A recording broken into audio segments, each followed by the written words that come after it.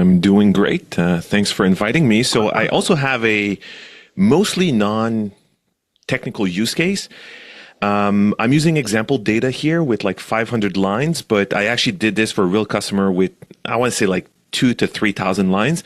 And what triggered this was when Gemini 2.5 Pro was released with a much bigger, context window and all of that. So I'm sitting in meetings with executives at a client, and they say, we want to have a policy. We want to ban like all extensions that use AI in our browsers unless we've approved it. And I said, okay, there's going to be a ton of extensions, right? But they're like, nah, like people are going to be using what? Like a couple like ChatGPT for Gmail things and all that. And I'm thinking like, no, there's no way. Like there's going to be way more than that. But I don't have, like 2 hours to do research or whatever. Like I'm trying to get like some reasonable answer, like while we're doing that. And this is something I tried before with like ChatGPT, like older models and so on. And it would always either hallucinate way too much or the context window just wasn't big enough. So what I did was like I logged into like MDM, EDR, like Google Chrome management and different things like that. And actually my table here is a little bit messed up. Okay, so there you go. And I exported list of extensions for all the different browsers. The example I'm showing here is just Chrome. I exported the list of all apps people had on their Macs, including like stuff that's coming from Brew and different things like that, just extracted with OS Query, made one big list with like 3,000 different things. Then I started trying with Gemini, would always time out, but with 2.5, it actually worked. And so what I did was I asked it, oops, just the Zoom thing is hiding there we go. Okay, so I told it, I'm going to give you a list of Chrome extensions. Like what I actually did was like I told it Chrome browser extensions and apps, and I found that I actually had to give it the actual number. Otherwise, it would like randomly chop off answers or whatever. And I told it I want to know which of these extensions are AI or not, right? So add a column, and then I just did a couple iterations explaining like what I consider an AI in like an AI extension, right? If it's obvious, like it's Gemini for Gmail, ChatGPT for Gmail, it is. If you don't know, set it to TBD.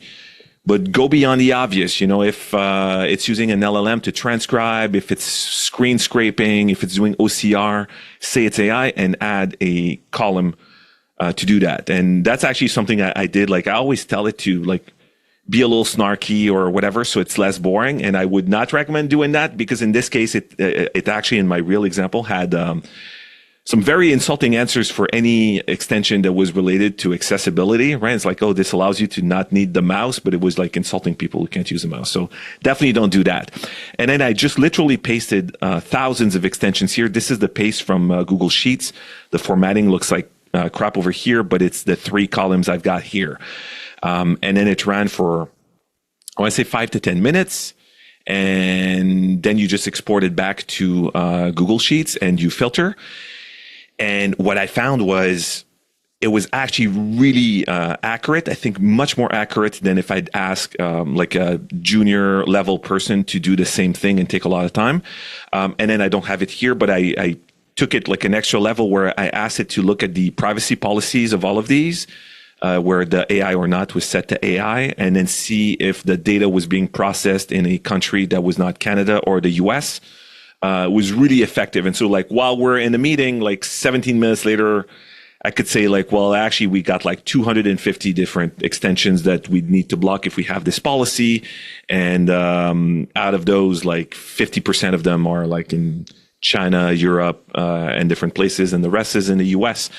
So I thought it was really cool that Gemini finally allowed me to paste like a whole big bunch of data and just run on that. Like if I did this with ChatGPT, the way I would have done it is like I would have used like I probably would have done it like in an IDE with like a markdown table, and maybe I would have made it like create a Python script and like use different like APIs like Crexcavator or something, which is still down. I think Cisco's been saying they're working on it for the last year. So that's it. Thank you very much.